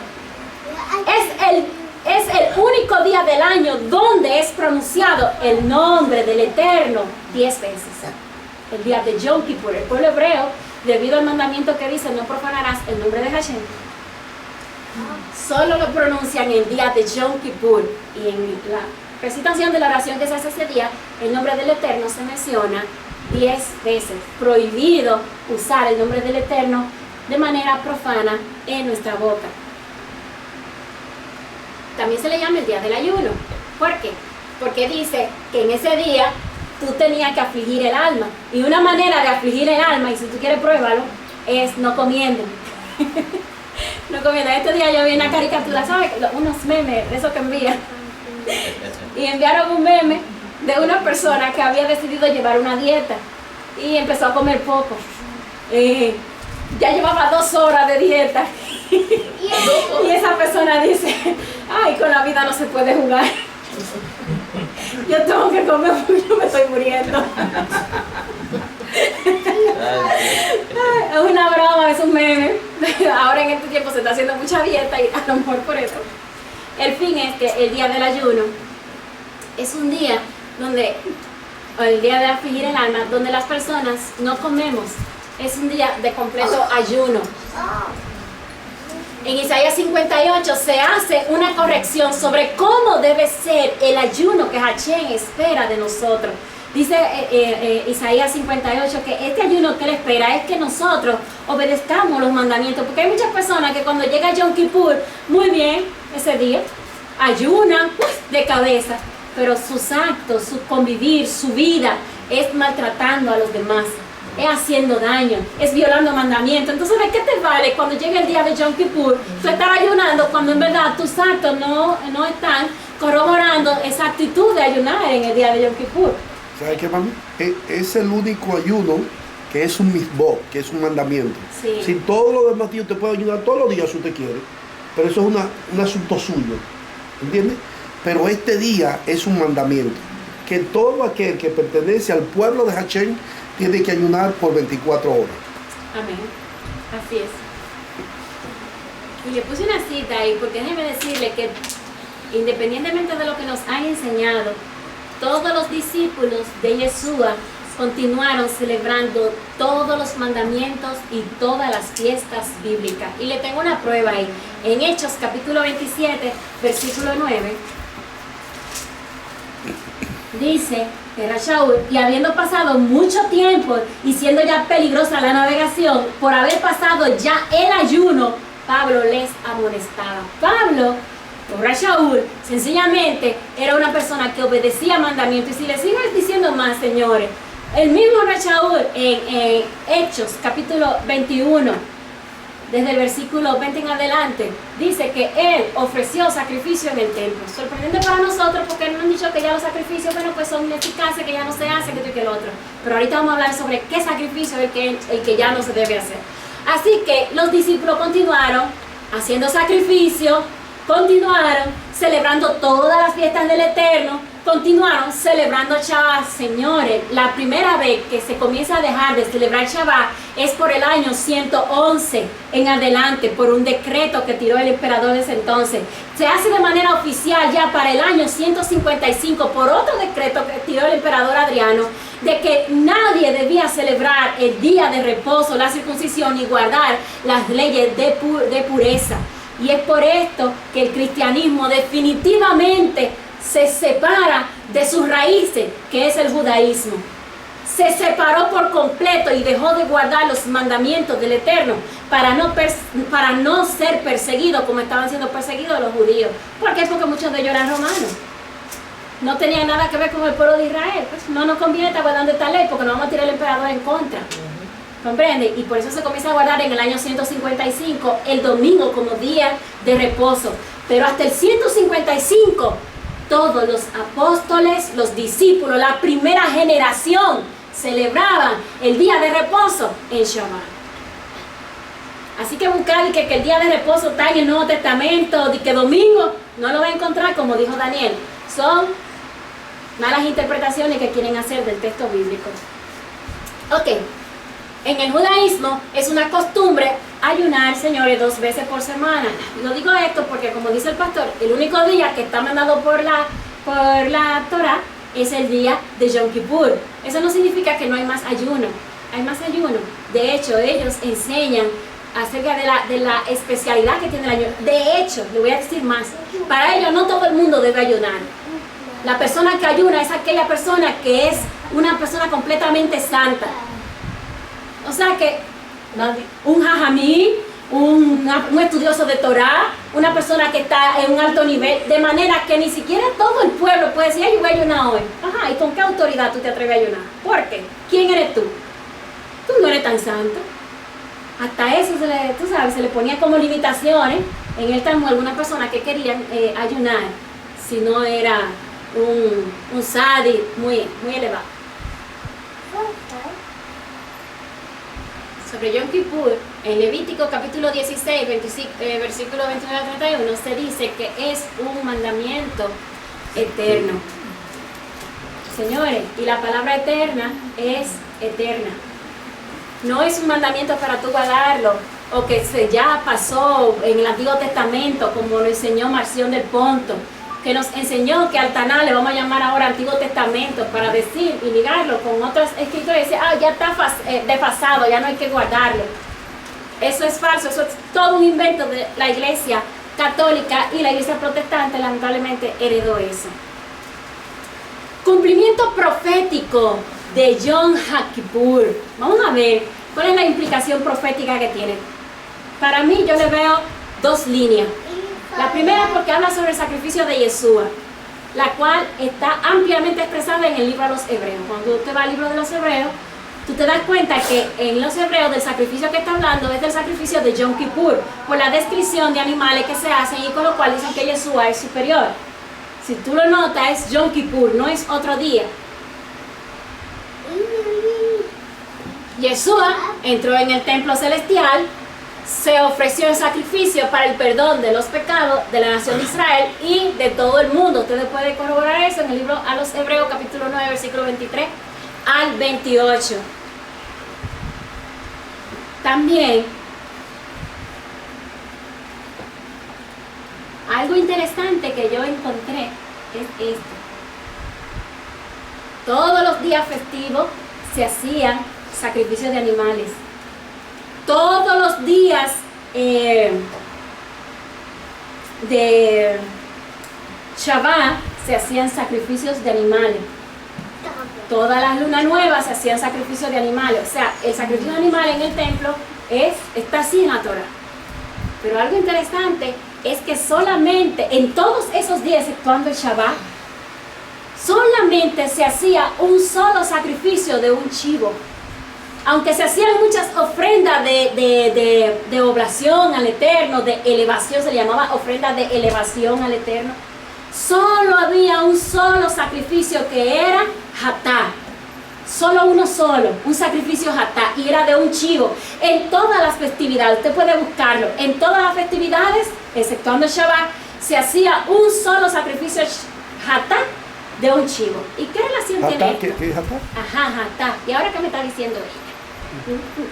Es una cosa complicada, porque la palabra hatá viene de cuando el sacerdote, el líder, el príncipe del pueblo, enseñaba mal un mandamiento, de manera que el pueblo, cuando iba a obedecer el mandamiento, no lo obedecía de manera correcta, no por culpa del pueblo, sino por culpa del líder que no enseñó bien.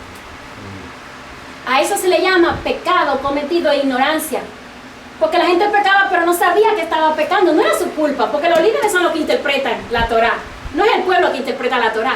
Entonces, si el pueblo erraba, ¿quién era el culpable? Los líderes eran los culpables. Así que por esos pecados que las personas cometían sin estar conscientes porque ellos estaban obedeciendo a Dios, sino por culpa del líder que interpretó mal la Torá, entonces Hashem ordenó que en cada festividad hubiera un sacrificio hatá por aquellos pecados que el pueblo cometía de manera involuntaria, no porque quería, sino por mala interpretación de la Torá del pueblo. Sorprendente, porque dice que Hashem cargó sobre Yeshua todos nuestros pecados cometidos en ignorancia, por culpa de nuestros líderes, porque no lo enseñaron bien, porque no aprendieron Torah, no quisieron aprender Torah, pero gracias al sacrificio de Yeshua, hoy día yo soy perdonada. Porque yo fallé a los mandamientos, no porque quería violar los mandamientos, sino porque mis líderes me enseñaron a mí que ya yo no tenía que guardar mandamientos. Los culpables son ¿quiénes? Los líderes. No soy yo, son los líderes los culpables. Entonces, por culpa de ellos, yo estoy violando hoy día el mandamiento. Hashem ha permitido el sacrificio de Yeshua. ¿Para qué? Para el perdón de los pecados, y cargó sobre él los pecados de toda la humanidad. Ese es el secreto que está revelado en Isaías capítulo 53. Al día de Yom Kippur se le llama, como le dije ahorita, Neilá. el cierre de las puertas del cielo. Les voy a explicar esto, es una cosa muy interesante. Justo antes de concluir el día de Yom Kippur, los sabios incluyeron la lectura del libro de Jonás. ¿Qué relación? La lectura del libro de Jonás, justo antes de tocar el shofar para concluir el día del ayuno, hay que leer el libro de Jonás. ¿Qué relación tiene? Analicemos un poquito a Jonás. ¿Qué le dice Hachén a Jonás? Ve a Nínive y predica que se arrepientan porque si no los voy a destruir. ¿Qué hace Jonás? No, esa gente son malas, no voy para allá, no lo perdone. ¿Y qué hace Dios? Le pone una prueba de manera que lo obliga a ir a Nínive. Y cuando él va a Nínive dice que todos se arrepienten. ¿Sabe cuál es el mensaje que nos está mandando el pueblo de Israel? ¿Sabe? Nínive representa a los gentiles. ¿Sabían eso? Y cuando leemos el libro de Jonás en Yom Kippur, quiere decir que puede ser que el mensaje sea enviado a través del pueblo de Israel a las naciones gentiles y que cuando eso suceda, entonces todos los gentiles se van a arrepentir. La respuesta de Jonás es, ¿por qué no perdonaste? Esa puede ser la reacción de Israel, del pueblo de Dios. ¿Por qué perdonaste a los gentiles que eran tan malos?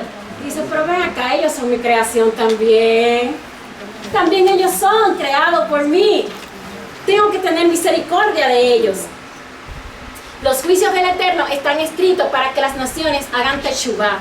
Hashem no quiere condenar al mundo, por eso pone ahí sus juicios, de manera que las personas cuando vean el juicio se arrepientan. La idea del Eterno no es poner un juicio y que esté ahí para siempre y que así va a ser, no. Lo que Él quiere es que nosotros cambiemos eso, y lo aprendemos de la historia de Jonás. Hashem había mandado juicio para Nínive, pero cuando el pueblo hace teshuvah, ¿qué hace Hashem? Quita el juicio, quita el decreto que había lanzado para Nínive. El servicio entonces es concluido con el sonido de un gran shofar, una gran trompeta.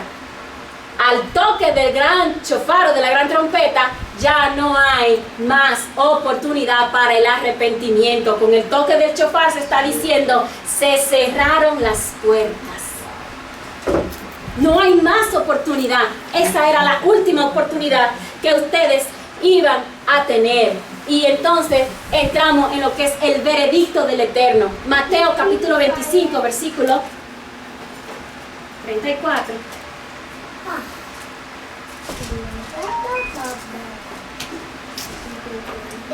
Dice así, entonces el rey dirá a los de su derecha, venid, bendito de mi Padre, heredad el reino preparado para ustedes desde la fundación del mundo. Recuerden que las naciones son puestas, una a la derecha y otras a la izquierda. A los de la derecha le dirán, venid, bendito de mi Padre, heredad el reino preparado para ustedes desde la fundación del mundo. Porque tuve hambre y me disteis de comer. Señores, esto es un juicio a las naciones. Y según nos cuenta la tradición, ese día Hashem va a reunir a todas las naciones y le va a preguntar, ¿por qué tú no guardaste Torah? ¿Por qué tú no obedeciste los mandamientos? Abudá Sará capítulo 3, un tratado que hay. Y dice, cuando tuve hambre y me disteis de comer, tuve sed y me disteis de beber, fui forastero y me recogisteis, tuve desnudo y me cubristeis, enfermo y me visitasteis, en la cárcel y vinisteis a mí. Entonces los justos le responderán diciendo, Señor, cuando te vimos hambriento y te sustentamos, sediento y te dimos de beber. Y el Señor le responde, por cuanto le hicieron a uno de estos, mis hermanos más pequeños, a mí lo hicieron. ¿Sabe que los hermanos de Yeshua qué son? ¿Qué era Yeshua? A ver si ustedes saben. Judío. Yeshua era judío. ¿Y sus hermanos qué son? Oh, por cuanto le hicieron a uno de estos, mis hermanos más pequeños, a mí lo hicieron. Si las naciones hacen bien a la nación de Israel, Hashem le va a decir, venid, bendito de mi Padre, a heredar el reino preparado para ustedes desde el principio de la fundación del mundo. Zacarías capítulo 12, versículo 16 dice,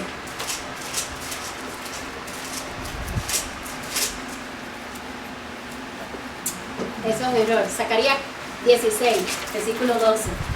Es la digitadora que tengo que a veces la voy a cancelar por eso. 14:12 dice así: y esta será la plaga con que herirán Hachén a todos los pueblos que pelearon contra Jerusalén. La carne de ellos se corromperá estando ellos sobre sus pies, y se consumirán en las cuencas sus ojos, y la lengua se le deshará en su boca. Y acontecerá en aquel día que habrá entre ellos gran pánico enviado por Hachén, y trabará cada uno de la mano de su compañero, y levantará su mano contra la mano de su compañero. Y Judá también peleará en Jerusalén, y serán reunidas las riquezas de todas las naciones de alrededor, oro, plata y ropa de vestir en gran abundancia. El Señor está hablando de cuando el juicio de las naciones se dé. Es una guerra que va a haber. Las naciones serán sometidas a diestra y siniestra. Y ese fue el veredicto. Muy rápido porque bueno, yo sé que tenemos mucho tiempo. Viene la fiesta de Sukkot. La palabra Sukkot significa tabernáculo. Capítulo 23, versículo 39 al 43, se celebra el día 15, se celebra el día de Sukkot.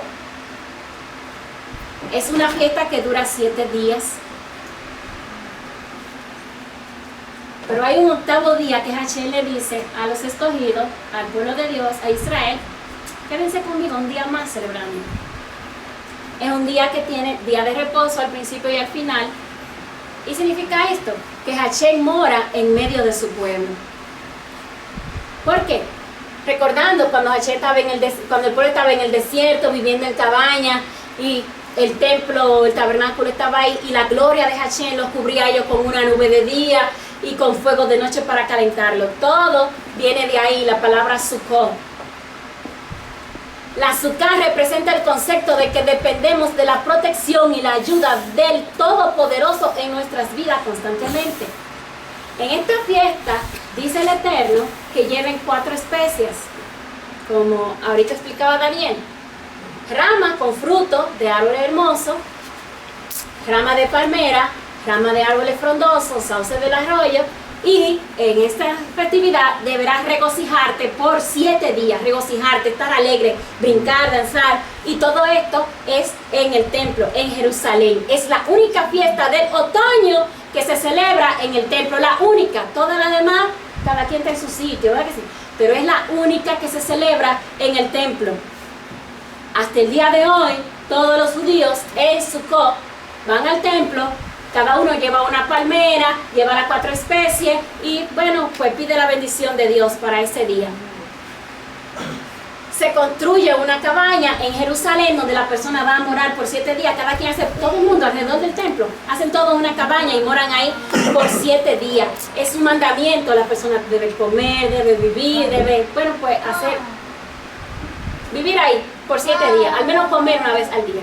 En esta festividad, dice el Eterno, que presentarán el sacrificio de 70 novillos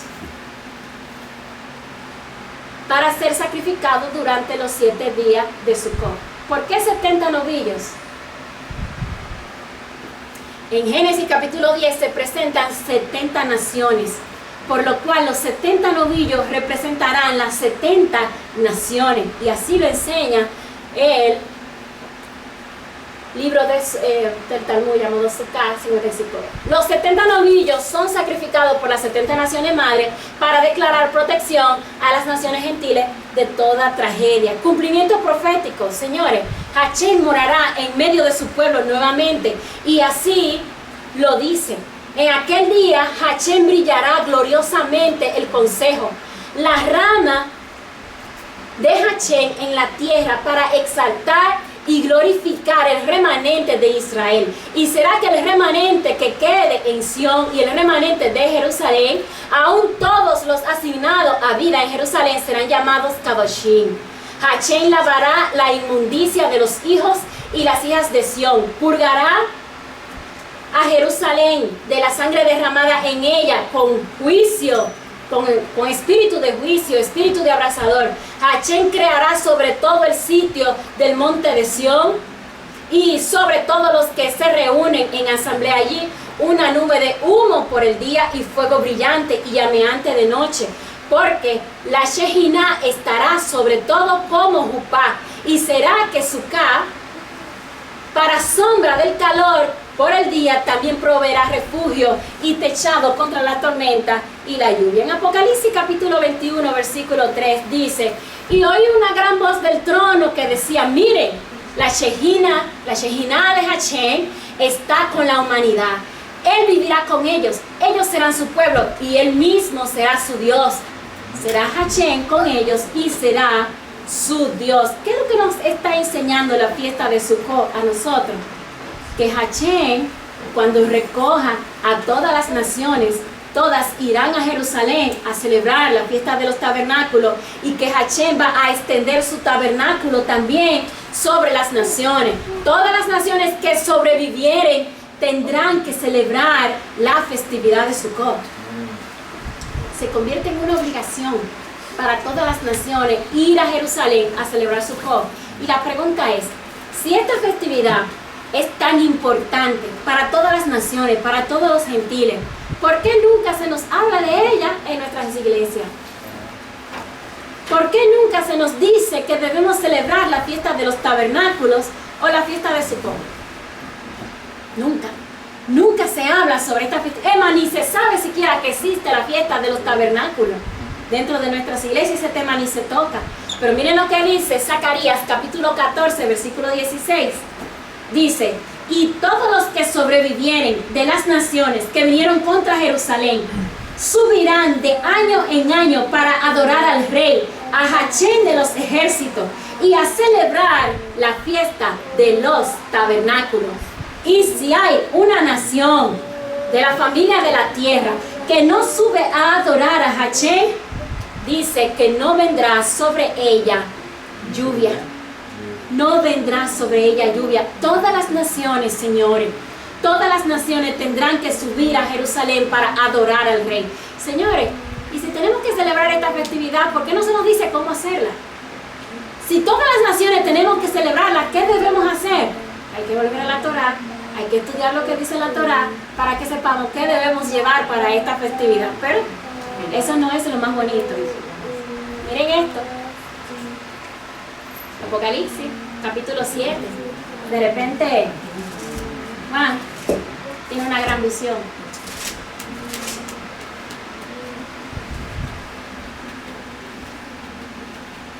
Dice, Apocalipsis 7, 9 al 17. Voy a leer la Reina Valera.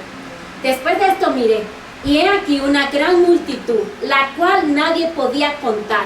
Adivinen de dónde es esta multitud. Nación, De tribu. todas las naciones, tribus, pueblos y lenguas que estaban delante del trono y en la presencia del Cordero. ¿Cómo estaban vestidos? Dice, de ropas blancas.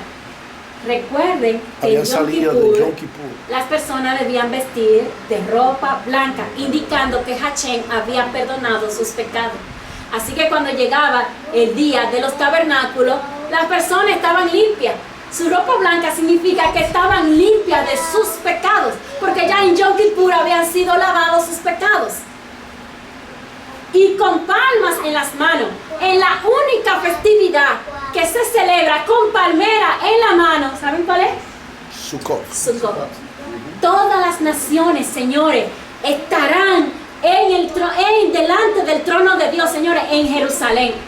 El cristiano cree que esto es en el cielo, que este es un escenario que se da en el cielo, por no conocer el contexto. No es en el cielo, es en Jerusalén, que todos estarán en el templo con palmas en las manos, palmera, planta de palma, con las demás frutas, dándole gloria al Eterno. Sigue diciendo el pasaje. Y clamaba a gran voz diciendo: la salvación pertenece a nuestro Dios, que está sentado en el trono. ¿Y a quién más? Y al Cordero. Amén. Y todos los ángeles estaban en pie alrededor del trono y de los ancianos y de los 4 seres vivientes. Y se postraron sobre sus rostros delante del trono y adoraron a Dios diciendo: amén. La salvación, la gloria, la sabiduría, la acción de gracia, la honra y el poder y la fortaleza sean a nuestro Dios por todos los siglos. Amén. Entonces uno de los ancianos, de los jueces, habló conmigo diciéndome: estos que están vestidos de ropas blancas, ¿quiénes son? ¿Y de dónde han venido? oh, ¿de dónde vinieron estos que están aquí vestidos de ropas blancas? Y yo le dije, Señor, tú lo sabes. Y él me dijo, estos son los que han salido de la gran tribulación. La gran tribulación significan los juicios de Dios. Ellos salieron de los juicios de Dios. Aleluya. Y han lavado sus ropas y las han emblanquecido en la sangre del Cordero, Yeshua. Por esto están delante del trono de Dios y le sirven día y noche. ¿Dónde? En su templo. ¿Dónde queda el templo? En Jerusalén. Y el que está sentado sobre el trono extenderá su sucot sobre ellos. Ahí viene Hachén y hace algo profético para nosotros. Que por primera vez nos dicen, bienvenido a la fiesta de Sucot, también es para ustedes. Y nos arropa en su Sucot. Amén. Diciendo que también Él será nuestro Dios, que también Él será nuestro Elohim. Ya no tendrán hambre ni sed. ¿Por qué? Porque cuando la presencia de Hachén está sobre nosotros, dice que su gloria, su Shekinah, nos cubre del frío, nos cubre del calor. ¿Sí o no? ¿Qué sucedió en el desierto? Hachén nos cubrió con su Shekinah. Porque el Cordero está en medio del trono. Porque el Cordero que está en medio del trono los pastoreará y los guiará a fuentes de agua de vida. Y Dios enjugará toda lágrima de los ojos de ellos, señores. Y ahí el Cordero, que es declarado rey por parte del Eterno, dice, nos pastoreará. Lo que muchas personas no saben, que el pastoreo del Cordero significa que Él nos va a enseñar los mandamientos del Eterno. Amén. Es muy importante que nosotros podamos ver cómo así lo dice también el libro de Ezequiel, capítulo 37, desde el versículo 27 en adelante.